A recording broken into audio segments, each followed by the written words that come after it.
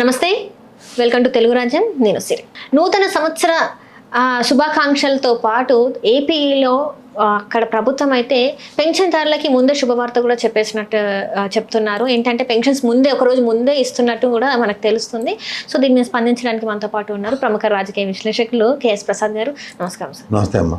So ఇప్పుడు చూస్తుంటే అక్కడ ఏపీ ప్రభుత్వం చూసుకున్నట్టయితే నూతన సంవత్సరానికి అడ్వాన్స్గా అంటే విషెస్ చెప్తూ ఒకరోజు ముందుగానే పెన్షన్స్ ఇస్తున్నట్టు అక్కడ ప్రభుత్వం వెల్లడించింది సార్. సో దీన్ని మనం ఎలా చూడాలంటారు? నూతన సంవత్సరం అంటే నాకు తెలిసి ఉగాది. ఈ న్యూ ఇయర్ సెలబ్రేషన్స్ వీళ్ళిద్దరు తండ్రి కొడుకులు ఇద్దరు లండన్ వెళ్ళారని చెప్పి న్యూ ఇయర్కి కొత్తదానాన్ని తీసుకొచ్చారా. ఈ జీతాలు వాళ్ళ ఎంప్లాయీస్కి ఇస్తే వాళ్ళు సంతోషిస్తారు. అరే నెలకి జీతాలు వచ్చారు బాబా 1వ తారీఖు బదులు 31 వచ్చిందని. ఏందమ్మా 31 తారీఖు పెన్షన్లు ఇచ్చి ₹1 కోటి ఖర్చు తగ్గింది గవర్నమెంట్కి. ఎందుకంటే ఆయన లేడు కాబట్టి, పెద్ద అయినా ముఖ్యమంత్రి గారు లేరు కాబట్టి సినిమా షూటింగ్లు ఖర్చులు తగ్గాయి. లేదా ముసలిదాని ఇంటికి వెళ్ళి టీ పెడతావా, కాఫీ పెడతావా, దోశ వేస్తావా, గొర్రెలు పెంపకమా, ఈ తిరగలు తిప్పి ఇవన్నీ బాధలు తప్పాయి ఈ నెలకి. అంటే ఆల్రెడీ చంద్రబాబు నాయుడు గారికి చాలా వరకు ఎలివేషన్స్ ఎక్కువైపోయాయని చెప్పి బయట చాలా మంది విశ్లేషకులు మాట్లాడుతున్న పరిస్థితి. వాటి కోసం ఇలాంటివన్నీ చేస్తున్నారని కూడా చాలా మంది అలవాటు పడిన ప్రాణం ఏంటంటే ఎప్పుడు దానికోసం ఎర్రలాడుతూ ఉంటుంది. ఇప్పుడు ఎప్పుడైనా సరే మీరు గుర్తుంచుకోమ్మా, ఆయనకి ఈ రోజు దాకా ఏంటంటే సరైన తగలక, ఆ సరైన అంటే జగన్మోహన్ రెడ్డి తగలక ఇప్పుడు నాన్నగారితో పెట్టుకున్నాడు. 10 ఏళ్ళ పాటు రాజకీయ ప్రస్థానం లేకుండా పోయాడు. తర్వాత వెళ్ళిపోయిన తర్వాత ఏ మొక్క లేని దగ్గర ఆవదం వృక్షం మావృక్షం అన్నట్టు నేనే అని చెప్పి వచ్చాడు మొదటిసారి ఆయన. రెండోసారి జగన్మోహన్ రెడ్డి చూపించిన సినిమాకి ఇప్పటికి కూడా తేరుకోకుండా కళ్ళు బయర్లు గమ్మి ఏడ్చేయాలి తడువుకుంటూనే ఉన్నారు. చాలా అది ఒక పక్కన భయం, ఒక పక్కన శాతకాంతనం, వీటన్నిటికీ తగ్గట్టు ఈ తపేలా ఛానల్ ఎలివేషన్లో ఈరోజు దాకా మనకి ఏంటంటే చంద్రబాబు గారు అంటే వీరుడు, సూర్యుడు, ధీరుడు, విజనరీ ఇలాంటివన్నీ విని కాకరకాయ కథలన్నీ విని కూర్చొని ఉన్నాం మనం. కాకరకాయ కూర పెట్టి ఇంట్లో ఎంతమందికి నచ్చుతుంది? ఎవ్వరికీ నచ్చదు. కానీ ఆరోగ్యానికి మంచిదని చెప్పి సూక్తులు చెప్పి ఇన్నాళ్ళు బట్టి మన జీవితాలతో ఆడుకున్నారు. సో కాకరకాయ ఎప్పుడైనా సేదంటే ఏంటి, అసలు సేది ఎక్కడ బయటకు వచ్చింది? ఇన్నాళ్ళు కాకరకాయ వండుతారు అనుకుంటే ఏపాకులు వండేస్తుంటారు మనకి. ఏపాకుల కూర వండేస్తుంటారు, అది కూడా ఆరోగ్యం అని. అంచేది ఈ కడవ సత్యలు ఎలాగ ఉంటాయంటే అసలు విషయాలన్నీ బయటికి ఇలా మేఘాల్లో తేలుతున్నాయి. అలా అవసరం ఉండేవి ఒకప్పుడు. అవి ఏంటి సగ్గా పాలు నీళ్లు వేరు చేసేవని ఆ కథలు వినేవాళ్ళం. ఇప్పుడు అవి లేవు. మనుషుల జీవితాల్లో లేకుండా మేఘాలు తేలుతుంటే అబ్బబ్బబ్బబ్బా అలా చూడు, అదే కొత్త పాల అడ్వర్టైజ్మెంట్ ఇస్తుంటాడు. ఇదేంటి దెబ్బరొట్టేశారా మేఘ అని చెప్తుంటాను నేనైతే. అలాగా వీళ్ళేమో ఓన్లీ అరికథలు చెప్పి నాలుగు దాకా నెట్టుకొచ్చి ఇలా గూగుల్ యుగం ఇలా చెప్పిన 2వ నిమిషం చెప్పేస్తాను, రే నేను చెప్పింది తప్పురా నాన్న అని. నోరిప్పితే అబద్ధాలు. నిన్నగా చూడు రాయచోటి జిల్లా ఎలక్షన్స్ ముందు ఏం చెప్పారు ఆయన్ని, రామప్రసాద్ గారిని పక్కన పెట్టుకుని ఒక పక్కన లబోదిబో అని ఏడిచినా సరే ఆయన పట్టించుకోవట్లే. ఒక పక్క రైతులు చనిపోతున్నా కూడా ఏవి వాళ్ళు అనుకుంది. నేను పట్టిన కుందేళ్ళకి 3 కాళ్ళు. ఆ కనిపించిన 4వ సింహం పోలీస్ కాదు, ఆ కనిపించిన 4వ సింహం కాదు, 4వ పిల్లి ఏదంటే ఈ జర్నలిజం. ఈ తపేల ఛానల్ పెట్టి ఓదరగొట్టడమే జనాలకి. అంచేది ఏంటంటే 31వ తారీఖు పెన్షన్ ఇచ్చారు. ఏటమ్మా అదేమన్నా ఉంది? రేపు వచ్చేది వాళ్ళు ఇస్తే ఏటవుతుంది దానివల్ల? ప్రపంచం తెరబడిపోతుంది. అదే కదా సార్, ప్రపంచం తెరబడిపోతే చెప్పు నాకు అర్థం. సంక్షేమ పథకాలు ఇవ్వకుండా పెన్షన్స్ ఇస్తున్నాము, ఇంతమందికి ఇచ్చాము అని చెప్పేసి చెప్పుకోవడం అది ఎప్పుడు నెలవారీగా జరిగేది. 6 బుల్లెట్లు దిగ్గొట్టేస్తాం అని చెప్పి ఎలక్షన్ చేశారు. అందరూ దిగ్గొట్టింది ఒకటే. ఆ దిగ్గొట్టింది ఒకదానికి ఎంతో టెలివిజన్ ఇచ్చుకుని తిరుగుతుంటారు చూడు. మిగిలినవన్నీ ఏమంటే ఎత్తిపోతల పథకం అయిపోయింది అన్నారు కదా సార్. అయిపోయింది, అదే ఏటైపోయింది. కథ చెప్పమని రాత్రి నిద్ర రావట్లేదని ముసలి దాన్ని పక్కన పడుకుంటే ముసలి మనకి జోకొడితో కథ చెప్పింది. లాస్ట్కి కథ మొదలెట్టకుండా కథ కంచికి మనం ఇంటికని పడుకోని చెప్పేస్తే ఎక్కడ నిద్ర వస్తుంది మనకి? అలాగే ప్రభుత్వం వచ్చిన కాడి నుంచి మంచి ప్రభుత్వాన్ని అడ్డింగెట్టి అన్నీ ఇచ్చేసామని చెప్పి అబద్ధాలు ఆడుతుంటే అబద్ధాల పునాదుల మీద ఏర్పడడం కాకుండా అబద్ధాలతో కంటిన్యూ అయిపోతుంటారు. ఇప్పుడు మళ్ళీ మనమాట నేను లండన్ వెళ్ళారా తండ్రి కొడుకులు ఇద్దరు. ముందేమో వెళ్ళి కొడుకు వెళ్ళాడు ఫస్ట్. ఎందుకంటే ఆయనకి రాష్ట్రం ఏటైపోయినా సరే క్రికెట్ మ్యాచ్లో ఆయన స్వార్థం ఆయన చూసుకుంటాడు. చక్కగా ఆయన కుసమ్మత రాజకీయాలు, చక్కగా విలాసవంతమైన న్యూ ఇయర్ సెలబ్రేషన్స్ లండన్లో వెళ్ళిపోయాడు. వెళ్ళిపోతే ఏముంది, మనకి ఇచ్చిన పిక్చరేషన్ ఇదంటే ఆయన ఎలిగాడట ముఖ్యమంత్రి పదవి ఇవ్వలేదని. మరి నరేంద్ర మోడీ మొన్న చెప్పినట్టు పవన్ కళ్యాణ్కి నరేంద్ర మోడీకి సీట్ సిరిపోయింది కదా మొత్తానికి.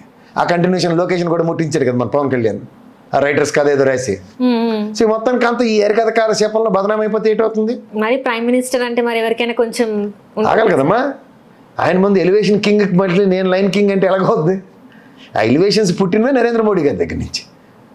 మీకన్నా ముందు నుంచి మాకు ఎలివేషన్ మా తపేల ఛానల్ ఇస్తారని చెప్పి అదే అలవాటు ఆయనకి సిరీస్ చెప్తే తాతకి దగ్గులు నేర్పినట్టే కదా. అలాంటి కుదరపోతే ఏటవుతుంది? భూమరంగ అవుతాయి. భూమరంగ అయినప్పుడు ఏమవుతాయి? కాలు చేయి కూడా తీసుకోవాల్సి వస్తుంది. మనోభావాలు అందరికీ గాయపడిపోతున్నాయని చెప్పినప్పుడు వీళ్ళ మనోభావాలు వీళ్ళకి ఉంటాయి కదా. ఎవరైనా తిట్టేటంటే కోపం వస్తుంది కదా, పౌరుషం వస్తుంది కదా, దాని కంటిన్యూషన్ ఇది. ఇంత అంటే సార్ ఇప్పుడు చంద్రబాబు నాయుడు గారికి అప్పట్లో వచ్చింది ప్రైమ్ మినిస్టర్ అవకాశం వచ్చింది అంటే ఓకే, అందరూ నమ్ముతారు సార్ ఒక రకంగా ఆయన ఎక్స్పీరియన్స్ బట్టి దానికి. అంటే అప్పుడు ఉన్న ఎలివేషన్స్ అంటే అప్పుడు నేను పుట్టలేదు సార్ తను చెప్పిన టైంకి, అప్పుడు అన్న టైంకి. నీకు ఒక మాట చెప్తానమ్మా, మహానుభావుడు రామారావు గారు స్టేట్స్లో ఉన్న రీజనల్ పార్టీస్ అన్నిటి కోయిలేషన్ గవర్నమెంట్ ప్లాన్ చేశాడు. ఫస్ట్ టైం ద మొనాటమీ ఆఫ్ కాంగ్రెస్ని బ్రేక్ చేశాడు ఆయన, యునైటెడ్ ఫ్రంట్ అని. ఈయన ఏం చేశాడు, ఈయన జీవితం అంతా మీరు గమనించుకోగలిగితే అయితే కాంగ్రెస్లో చేరడం లేదంటే బీజేపీలో చేరడం అవకాశాన్ని బట్టి. రాజకీయ ప్రస్థానంలో కాంగ్రెస్ని అమ్మ పుట్టినీళ్ళు మేనమామకి ఇరుకన్నట్టు ఈయన ఎప్పుడు మర్చిపోయాను కాంగ్రెస్ ప్రస్థానాన్ని. రామారావు గారు తొడగొట్టి నిలబడ్డాడు కాంగ్రెస్కి. ఇవాళ ఇదే రామారావు గారు బతికుండి, ఇదే రామారావు గారు తెలుగుదేశం అయ్యి ఉంటే రాష్ట్ర విభజనప్పుడు నువ్వు నేను నిలబడి ఉందుడు. ఎందుకంటే కాంగ్రెస్ తీసుకుంటున్న నిర్ణయం ఇలా రెండు కలిసి సిద్ధాంతాలు, రాష్ట్ర విభజన పర్లేదను. వీళ్ళు సాల్వా బ్యాచ్లాగా అరికథ కాలక్షేపాలు చెప్పరు.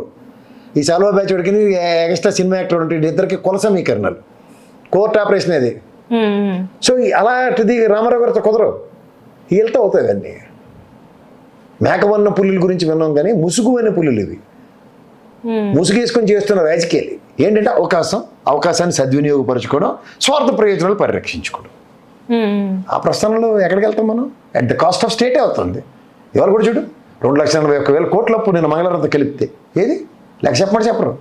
ఎందుకు సార్ అసలు ఇన్ని రోజులు చెప్పారు జగన్మోహన్ రెడ్డి గారు ఇట్లా చేశారు, ఇంత అప్పులో ఊబిలో ముంచేశారు అని చెప్పేసి అన్నారు. శ్రీలంక అయిపోతుంది, సోమాలియా అయిపోతుంది రాష్ట్రం అని చెప్పేసి మాట్లాడారు. ఈ రోజు 18 నెలల కాలంలో ఇంత అప్పు ఎందుకు చేశారు అంటే ఎందుకు మాట్లాడట్లేదు? ఇల్లు నోరెప్పితే అబద్ధాలు ఎలా ఉంటాయి చెప్పనా నీకు?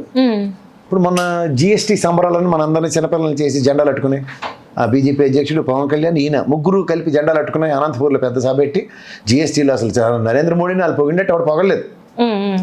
నీకు తెలుసా వెహికల్స్ ఆంధ్రప్రదేశ్లో 28% ఉండేది, దాని రిజిస్ట్రేషన్ ఛార్జెస్ జిఎస్టీ పరిధిలో ఇప్పుడు 18% తీసుకొచ్చారు. చంద్రబాబు గారు మేధా సంపత్తి తెలుసు కదా, సంపత్తి సృష్టిస్తాడు కదా, 10% సెస్ చేస్తాడు. సెస్ అంటే పాకెట్ మనీ. అంటే స్టేట్లో ఆర్టీఐ డిపార్ట్మెంటు స్టేట్ పరిధిలో ఉంటుంది కాబట్టి జిఎస్టీ పరంగా కేంద్ర ప్రభుత్వం తగ్గించినా ఆ 28% ఆంధ్రప్రదేశ్లో వాచిపోతున్నట్టు వెహికల్స్కి ఏం లాభం? మళ్ళీ ఈ నోటితో నరేంద్ర మోడీ ధీరుడు వీరుడు సూర్యుడు అని పొగడ్డం. ఎందుకంటే ఇన్పుట్ రాజకీయమేనా? మరి పొగిడింది జస్టిఫై చేయాలంటే ఆ సత్ఫలితాలు ప్రజలకు అందేలా చేయాలి కదా. ఇది మనోదులు. ఒక పక్క ట్రూప్ ఛార్జీలని ఎలక్ట్రిసిటీ బాధేశారు 17,500 కోట్లు. మళ్ళీ రెండో విడత నీటి మీద సెస్ ఛార్జీలు వేసేస్తున్నారు. మళ్ళీ రెండో విడత ట్రూప్ ఛార్జీలకి రెడీ అవుతున్నారు. ఒక పక్క government of India electricity board వీళ్ళకి గుండొత్తేసి 1000 కోట్ల పెనాల్టీ వేసింది, 13 పైసా తగ్గించమంది. అయినా సరే వెనకట్లే. ఏమవుతుందో చూద్దాం.